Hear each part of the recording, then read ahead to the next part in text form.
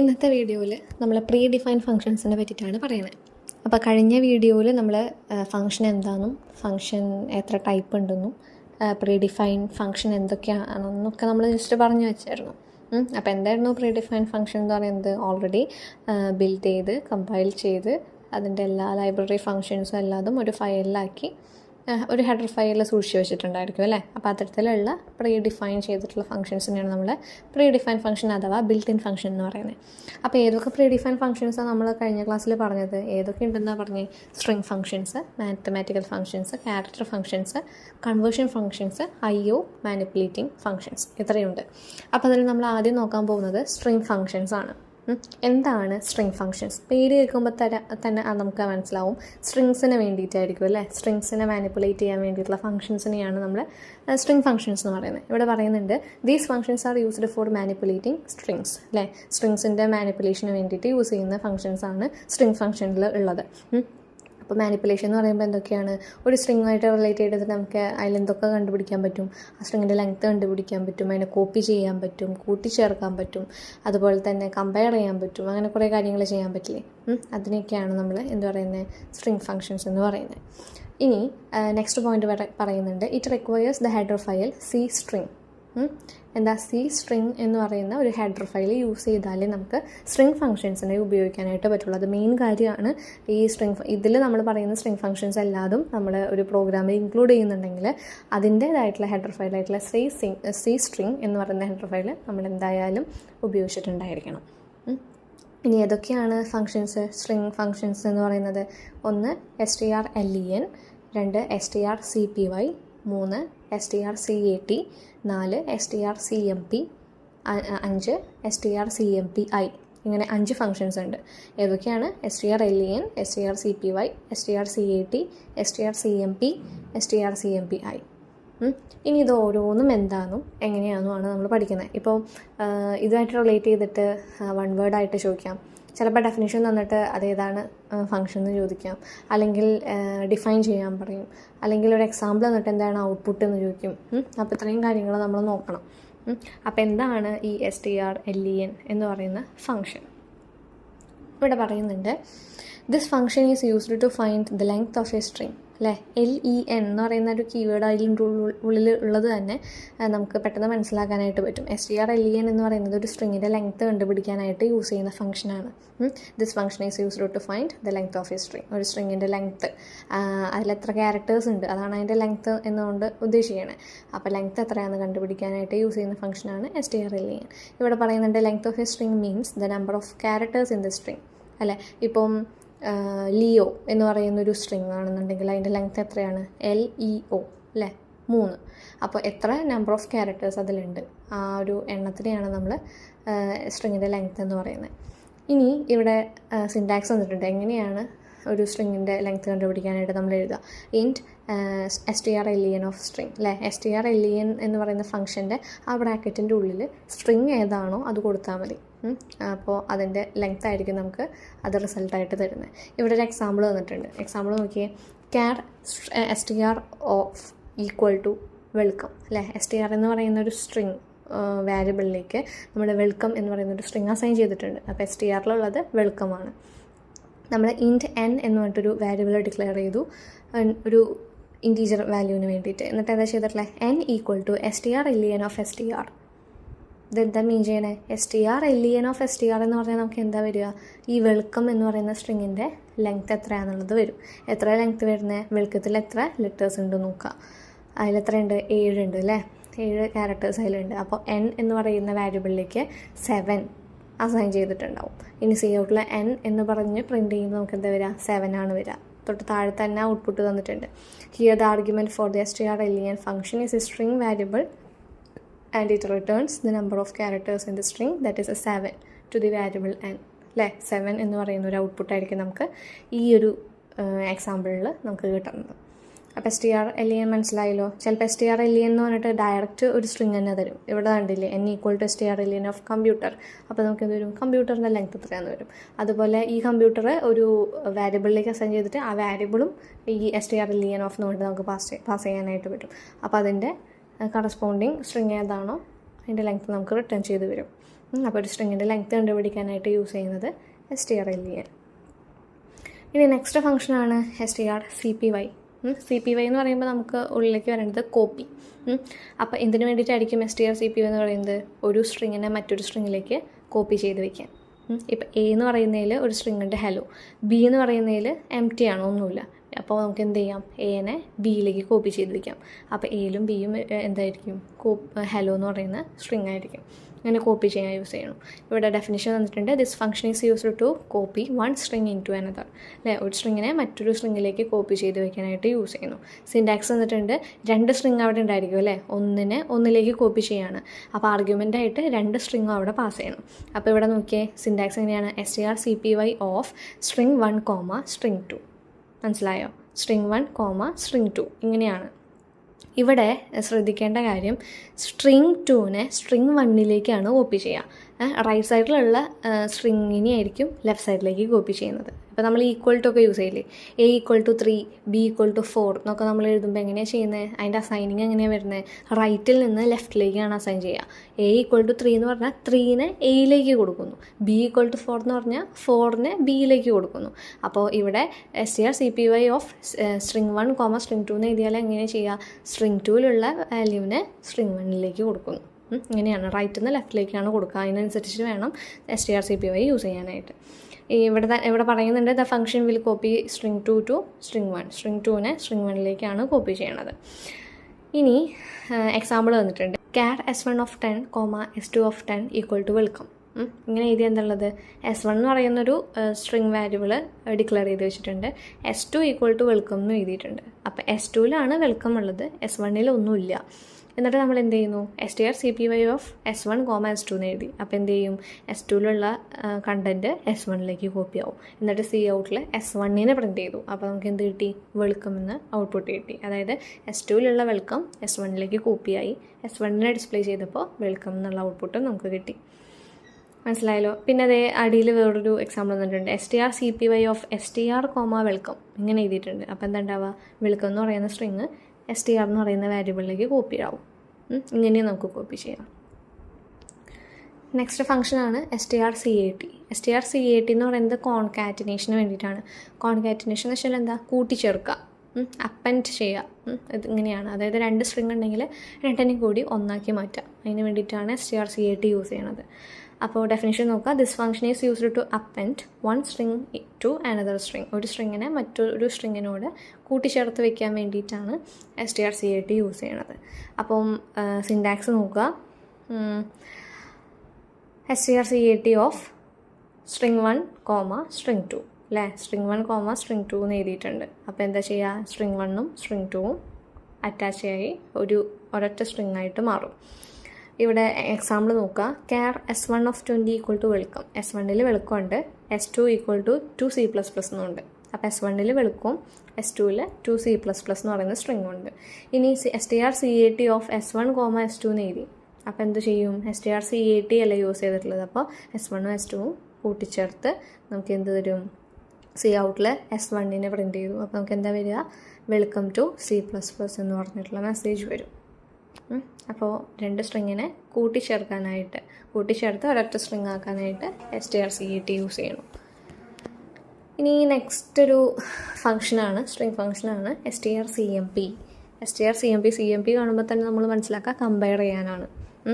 അപ്പോൾ ഇവിടെ നോക്കുക, this function is used to compare 2 strings. 2 സ്ട്രിങ്ങുകളെ നോക്കി കമ്പയർ ചെയ്യാനാണ്. ഏതാണ് വലുത്, ചെറുത്, ഈക്വൽ ആണോ, ഈക്വൽ അല്ലേ, ഇങ്ങനെയൊക്കെ നോക്കാൻ വേണ്ടിയിട്ടാണ് strcmp യൂസ് ചെയ്യുക. ഇനി ഇങ്ങനെയുള്ള കമ്പാരിസൺ നോക്കുമ്പോൾ അതിലുള്ള ലെങ്ത്ത് നോക്കിയിട്ടോ, അതായത് ഒരു സ്ട്രിങ്ങിൻ്റെ ലെങ്ത്ത് നോക്കിയിട്ടല്ല ഇവിടെ കമ്പാരിസൺ നടക്കുന്നത്. എങ്ങനെയാണ് കമ്പാരിസൺ നടക്കുന്നത്? ആൽഫബറ്റിക്കൽ ഓർഡർ നോക്കിയിട്ടാണ് അവിടെ വാരിയബിൾ വലുതാണോ ചെറുതാണോ നോക്കാം. ഇവിടെ എഴുതിയിട്ടുണ്ട്, in this comparison the alphabetical order of characters in the strings is considered. അല്ലേ, ആൽഫബറ്റിക്കൽ ഓർഡർ വെച്ച് നോക്കിയിട്ട് ഏതാണ് വലുത് ചെറുത്, അങ്ങനെയാണ് ഇവിടെ കമ്പാരിസൺ നടക്കുന്നത്. ഇനി സിൻടാക്സ് നോക്കുക. സിൻടാക്സ് സിമ്പിൾ ഇതുവരെയായിട്ടുള്ള നമ്മൾ നോക്കുന്ന സിൻടാക്സ് തന്നെയാണ്. strcmp ഓഫ് string 1, string 2 എന്ന് എഴുതി. ഇങ്ങനെയാണ് സിൻടാക്സ്. അപ്പോൾ string 1 string 2 അവിടെ കമ്പയർ ചെയ്തിട്ട് ഏതാണ് കമ്പാരിസണിൽ നമുക്ക് ഒരു റിസൾട്ടായിട്ട് വരും.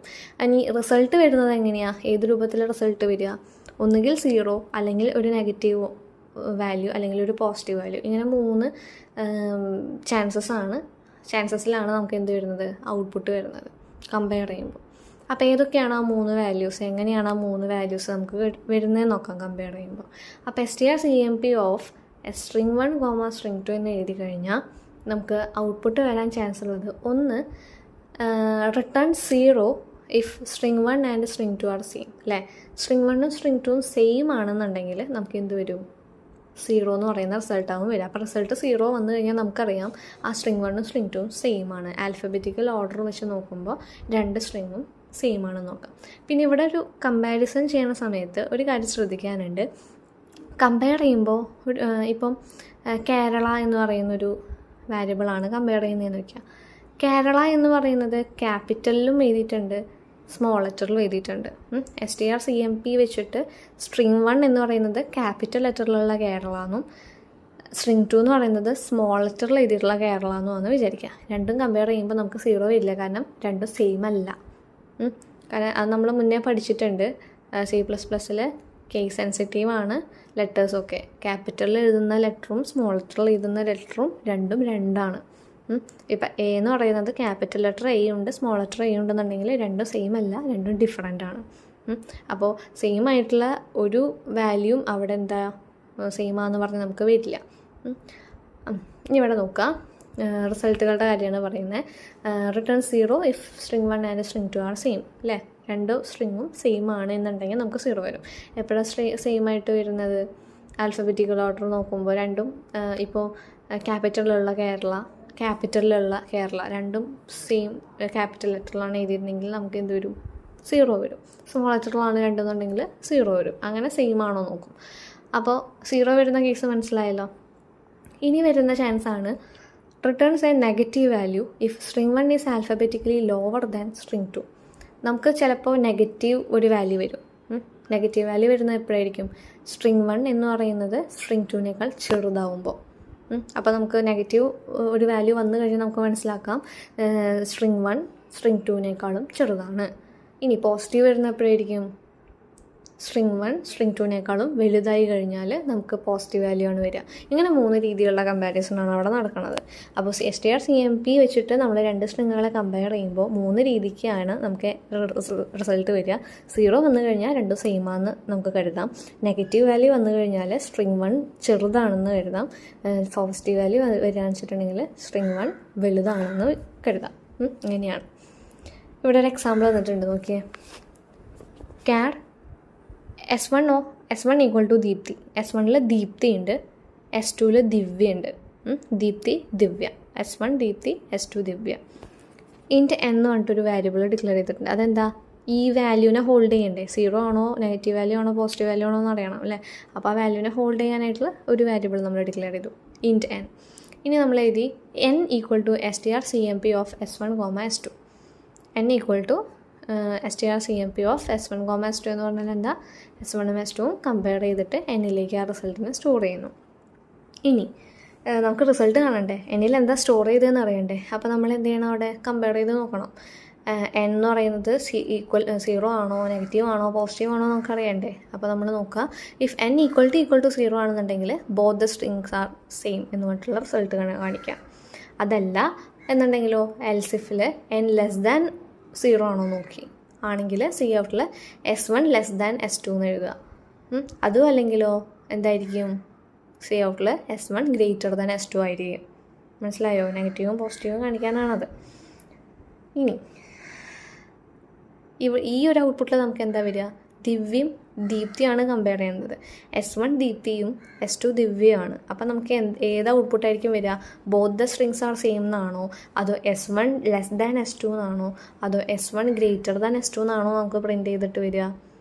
ഇവിടെ റിസൾട്ട് തന്നിട്ടുണ്ട്, it is clear that the above program code will be display S1 less than S2. അതായത് S1 ലെസ് ദാൻ S2 എന്നുള്ള ഔട്ട്പുട്ടാണ് ഈ ഒരു എക്സാമ്പിൾ പ്രോഗ്രാം തന്നിട്ടുള്ളതിന് നമുക്ക് ഔട്ട്പുട്ടായിട്ട് വരുന്നത്. കാരണം എന്താ, ദീപ്തിയും ദിവ്യയും നമ്മൾ നോക്കുമ്പോൾ നമ്മൾ പറഞ്ഞു രണ്ട് സ്ട്രിങ്ങുകൾ കമ്പയർ ചെയ്യുമ്പോൾ അതിൻ്റെ ലെങ്ത് അല്ല നോക്കുന്നത്. ഇവിടെ ദീപ്തി എന്ന് പറയുന്നത് ദിവ്യനേക്കാൾ ചെറുതാണ് എന്നാണ് പറയണത്, അല്ലേ? ദീപ്തി എന്ന് പറയുന്നത് ദിവ്യ എന്ന് പറയുന്ന സ്ട്രിങ്ങിനേക്കാൾ ചെറുതാണ് എന്നാണ് നമുക്ക് ഔട്ട്പുട്ട് കിട്ടിയിട്ടുള്ളത്. കാരണം എന്താ? ആൽഫബറ്റിക്കൽ ഓർഡറാണ് നോക്കുന്നത്. നിങ്ങൾ ഒന്നും നോക്കണ്ട, ഒരു കോൺടാക്ട് ലിസ്റ്റിൽ ഈ ദീപ്തിയും ദിവ്യയും കിടക്കണമെന്ന് വിചാരിക്കാം. നമ്മുടെ ഫോണിലുള്ള ഒരു കോൺടാക്ട് ലിസ്റ്റിൽ ദീപ്തിയും ദിവ്യയും 2 പേരുകളുണ്ടെന്ന് വയ്ക്കാം. ആദ്യം കിടക്കുന്ന പേര് എന്തായിരിക്കും? ദീപ്തി എന്നുള്ള പേരായിരിക്കും. പിന്നെയാണ് ദിവ്യ എന്നുള്ള പേര് വരിക, അല്ലേ? അപ്പോൾ താഴേക്ക് പോകും തോറും സ്ട്രിങ്ങിൻ്റെ നമ്മൾ കമ്പയർ ചെയ്യുമ്പോൾ അതിൻ്റെ വാല്യൂ കൂടുതലായിട്ടാണ് വരിക. അപ്പോൾ ദീപ്തി കഴിഞ്ഞിട്ടാണ് ദിവ്യ വരുന്നത്, അല്ലേ? അപ്പോൾ ദിവ്യയാണ് അവിടെ ഏറ്റവും വലുത്.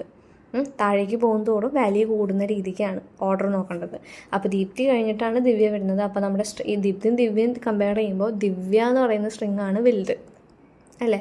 ദീപ്തി ചെറുതാണ്. അതാണ് S1 > S2 എന്ന് പറഞ്ഞ ഔട്ട്പുട്ട് നമുക്ക് വന്നത്. അപ്പോൾ ഇതാണ് STR/CMP പഠിക്കുമ്പോൾ നമ്മൾ ശ്രദ്ധിക്കേണ്ട കുറച്ച് കാര്യം. കുറച്ചൊന്ന് കെയറായിട്ട് ശ്രദ്ധിക്കുക. ഇനി നെക്സ്റ്റാണ് STR/CMP-I. STR/CMP-I എന്താ നോക്കാം. CMP-I എന്ന് പറയുന്നത് കമ്പയർ ചെയ്യാൻ തന്നെയാണ്. STR/CMP പോലെ തന്നെ STR/CMP-Iയും കമ്പയർ ചെയ്യാൻ വേണ്ടിയിട്ട് തന്നെയാണ്. പക്ഷേ ചെറിയൊരു വ്യത്യാസമുണ്ട്, നോക്കുക. This function is used to compare 2 strings ignoring cases. അതെന്താ ഇഗ്നോറിങ് കേസസ് എന്ന് പറയുന്നത്? 2 സ്ട്രിങ്ങുകളെ കമ്പയർ ചെയ്യാൻ വേണ്ടി തന്നെയാണ് STR/CMP-I യൂസ് ചെയ്യുന്നത്. പക്ഷേ അവിടെ കേസുകളെ നോക്കുന്നില്ല.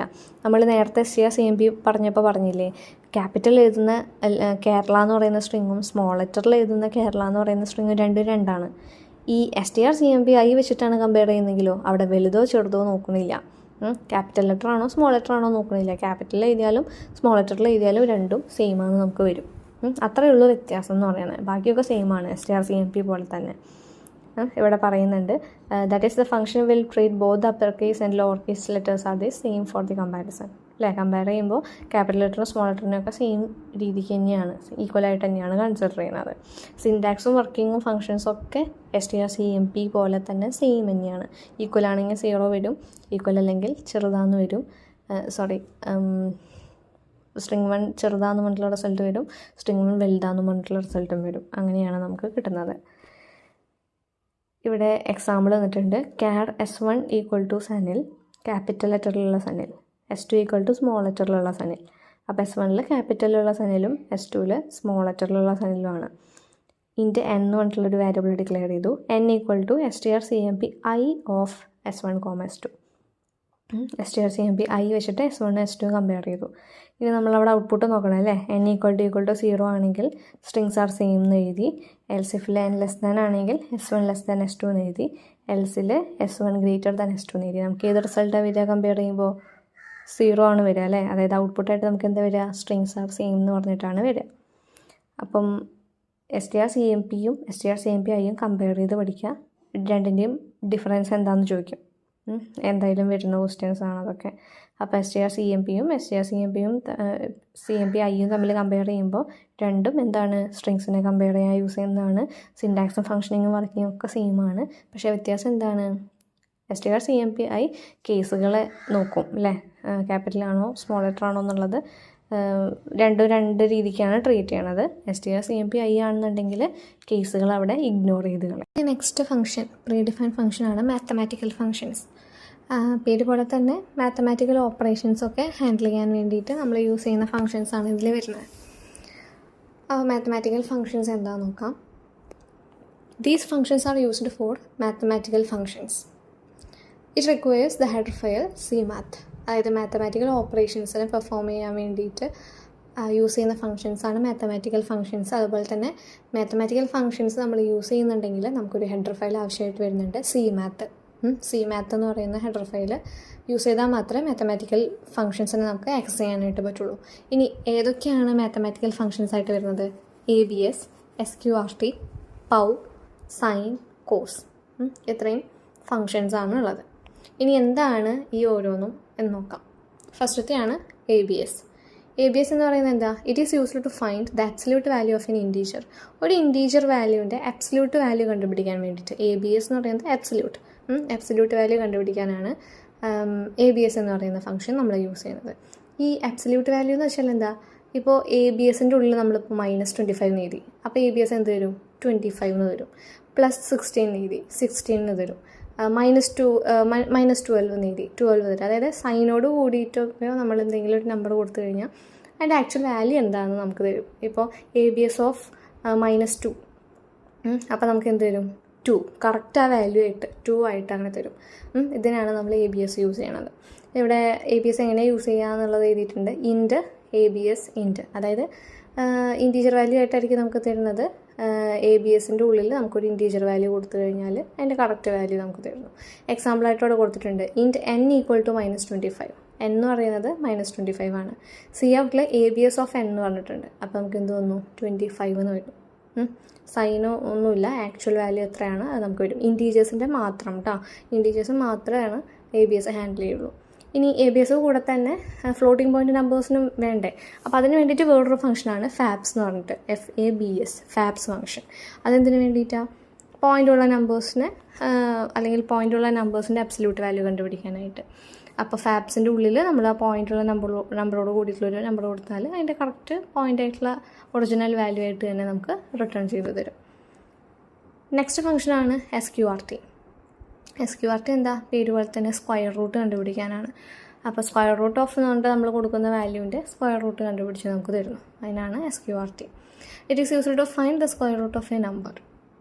ഇനി സിൻടാക്സ് എങ്ങനെയാണ്? ഡബിൾ SQRT ഓഫ് ഡബിൾ, അതായത് ഡബിൾ വാല്യൂ, അതായത് പോയിൻ്റുള്ള വാല്യൂ ഒക്കെ വരാം അല്ലേ. അപ്പോൾ അതിന് വേണ്ടിയിട്ടാണ് നമ്മൾ ഇവിടെ ഒരു എക്സാമ്പിൾ കൊടുത്തിട്ടുണ്ട്. ഇൻറ്റ് n = 25, n = 25, float b = SQRT of n അല്ലേ. എന്നിൻ്റെ SQRT ഫംഗ്ഷനിലൂടെ നമ്മൾ പാസ് ചെയ്തു, അത് ബിയിൽ സ്റ്റോർ ചെയ്തിട്ടുണ്ട്. അപ്പോൾ എന്താ നമുക്ക് വരിക? ഔട്ടിൽ ബീനെ ഡിസ്പ്ലേ ചെയ്യുമ്പോൾ നമുക്ക് 25ൻ്റെ സ്ക്വയർ റൂട്ട് വരും. 5 ആണ് നമുക്ക് ഡിസ്പ്ലേ ചെയ്ത് വരിക. നെക്സ്റ്റ് ഫംഗ്ഷനാണ് പവർ എന്ന് പറയുന്നത് പവർ കണ്ടുപിടിക്കാൻ.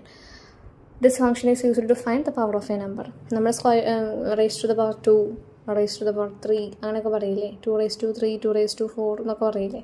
അങ്ങനെ കണ്ടുപിടിക്കാം. പവർ എത്രയാണെന്ന് കണ്ടുപിടിക്കാനായിട്ടാണ് പവർ എന്ന് പറയുന്ന ഫംഗ്ഷൻ യൂസ് ചെയ്യണത്. അതുപോലെ it takes 2 arguments x and y, 2 arguments ഉണ്ടായിരിക്കും. അപ്പോൾ ഈ സിൻടാക്സ് എന്ന് പറയുന്നത് എങ്ങനെയാണ്? Double pow of double comma int. എന്തുകൊണ്ടാണ് 2 ആർഗ്യുമെൻ്റ് ഉള്ളത്? 2 ഉണ്ട് ഇവിടെ അല്ലേ. പൗവിൻ്റെ ഉള്ളിൽ 2 ആർഗ്യുമെൻറ്റ് വേണം. അതെന്തിനു വേണ്ടിയിട്ടാണ്? താഴെ ഒരു നമ്പർ വേണം, റേസ് ടു ദ പവർ എഴുതാനായിട്ടും ഒരു നമ്പർ വേണം. അപ്പോൾ അത് രണ്ടും പറയാനാണ് പൗ എന്ന് പറയുന്ന 2 ആർഗ്യുമെൻറ്റ്സ് നമ്മൾ യൂസ് ചെയ്യണത്. ഇനി എക്സാമ്പിൾ നോക്കിയേ. ഇൻറ്റ് x = 5, y = 4, z 3 variables declare ചെയ്തിട്ടുണ്ട്. എക്സിൻ്റെ വാല്യൂ 5 ആണ്, വൈയുടെ വാല്യൂ 4 ആണ്, z എന്ന് പറഞ്ഞിട്ടും ഒരു വേരിയബിൾ ഉണ്ട്. ഇനി z = power of x, y എന്ന് എഴുതി. പവർ ഓഫ് x, y എന്ന് എഴുതിയാൽ എന്താ വരിക? 5, 4, അതായത് 5 റേസ് ടു ദ പവർ 4. അപ്പോൾ സെഡിന് ഡിസ്പ്ലേ ചെയ്യുമ്പോൾ നമുക്ക് എന്ത് വരും? 625 എന്ന് പറയുന്ന വാല്യൂ പവറായിട്ട് കിട്ടും. ഇനി സൈൻ വാല്യൂ എന്തിനാ? സൈൻ എന്ന് പറയുന്ന ഫംഗ്ഷൻ എന്തിനാ? സൈൻ വാല്യൂ കണ്ടുപിടിക്കാൻ. സൈന് കോസ് എന്നൊക്കെ പറയുന്നില്ലേ. സൈൻ എന്ന് പറയുന്ന ഫംഗ്ഷൻ സൈൻ വാല്യൂ കണ്ടുപിടിക്കാൻ യൂസ് ചെയ്യുന്നു. It is a trigonometric function and it finds the sine value of any angle. Sine value കണ്ടുപിടിക്കാനായിട്ടാണ് യൂസ് ചെയ്യുന്നത്.